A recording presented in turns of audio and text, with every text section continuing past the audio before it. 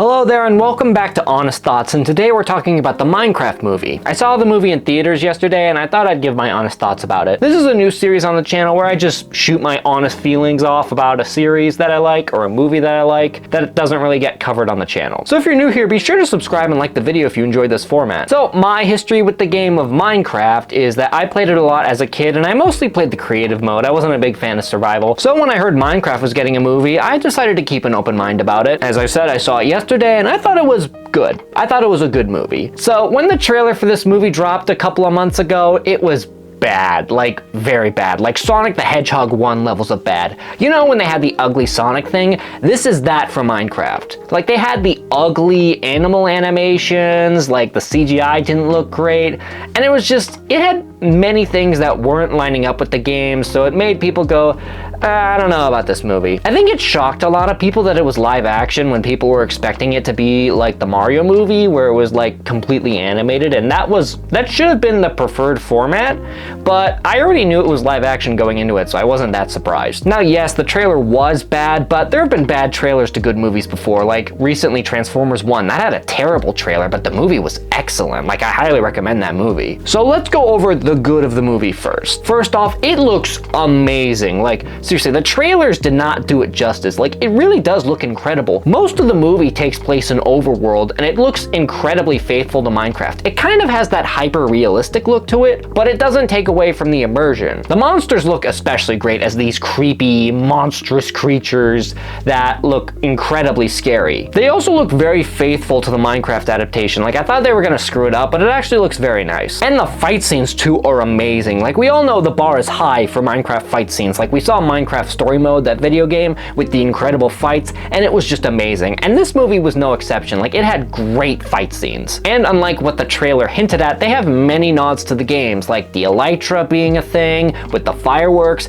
and the ability to stop yourself with the water bucket before you hit the ground. Another thing that I liked is that we had good actors playing good characters and they weren't phoning this in. Like I thought for sure these actors were just going in for a paycheck and they would phone in this movie, but no, they're actually trying in every scene they're in. Like sometimes it doesn't work and their performances are a bit off, but more often than not, it is a very good performance for everybody involved. The characters, as I said, are very compelling. We have Garrett, Steve, Henry, Dawn, and Natalie, all with their own characterizations and relationships to each other. We also get a fun Herobrine cameo in this, because when Henry is looking at the Enderman, he sees visions of these like monstrous versions of everyone, and he sees Steve with white eyes, and that's definitely a reference to Herobrine, and I appreciate that. If you don't know who Herobrine is, he was basically a creepy pasta Minecraft character where he was Steve with white eyes, and he would appear and just mess up your world and cause it to glitch out. Seeing him in this movie is pretty cool. As I said with the fight scenes, we have this awesome scene near the end where all of these iron golems, including one that has like swiftness boots, are taking on this army of piglins, and it just looks amazing. Like seriously, the whole movie is worth it just for that scene alone. We also get YouTuber cameos from YouTubers like DanTDM and LD Shadow Lady. I know there were a few more in there, but those are the two I recognized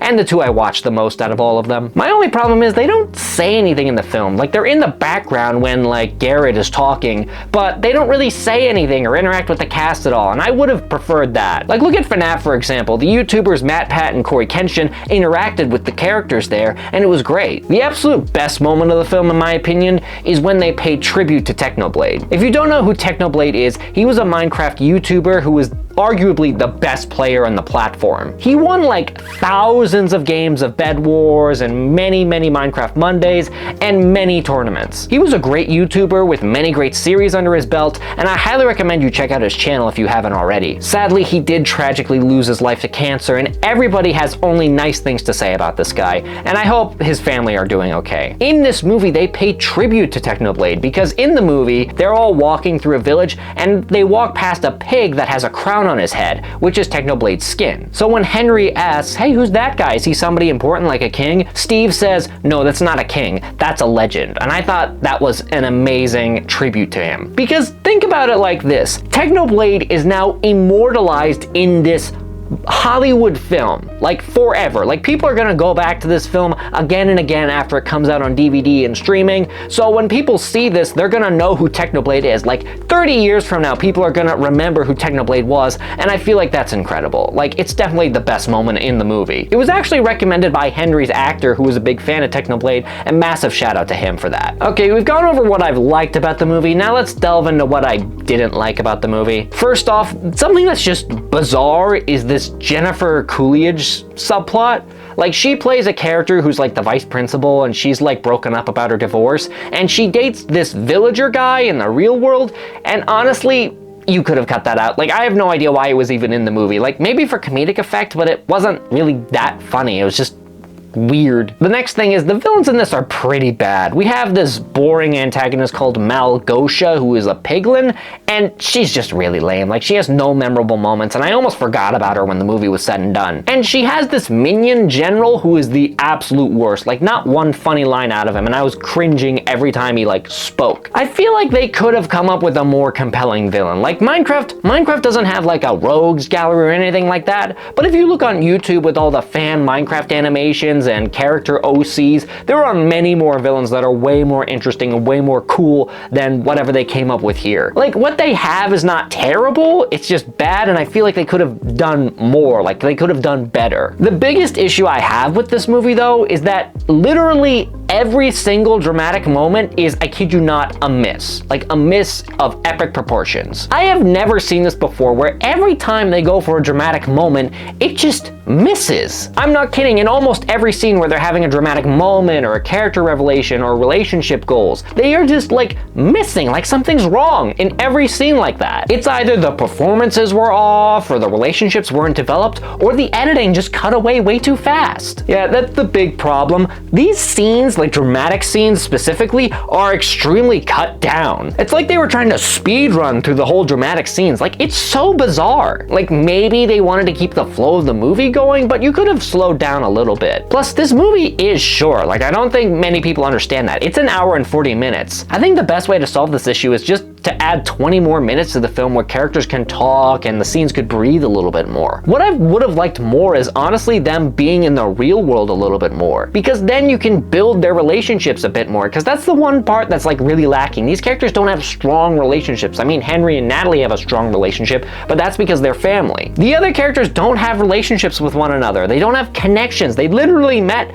that day. I'm not kidding. All of this would be fixed if they had just more time to breathe in between scenes and like build the relationships just a bit more so it clicks better. Because of that, when these characters are having a heart-to-heart or they're yelling at each other or they're angry, I just don't buy it, because you met these people this day. Hinting at what the sequel might involve, they introduced the character of Alex, the other character aside from Steve, who is the female counterpart to the guy. They didn't cast an actress to play her, but it's very clear she'll be in the sequel, which will probably get made because this made a ton of money. There's no hint to a villain though, which I would have preferred a lot more. Like that's how you usually do it. Like you hint at a villain in the next movie. Like think about Thanos real quick. It was so awesome when he appeared at the end of Avengers 1. I'm not sure who the villain would be. Maybe a Wither, maybe a Ender Dragon, I don't know. So after all is said and done, I think the movie is fun. Like I enjoyed it, I thought it was good. It just needed a bit more touch-ups in my opinion. I recommend it though if you just want to have a good time for about an hour and 40 minutes. Like it is really short. Like I said, it was just breezed by. And I think that is a strength of the film. The fact that it can just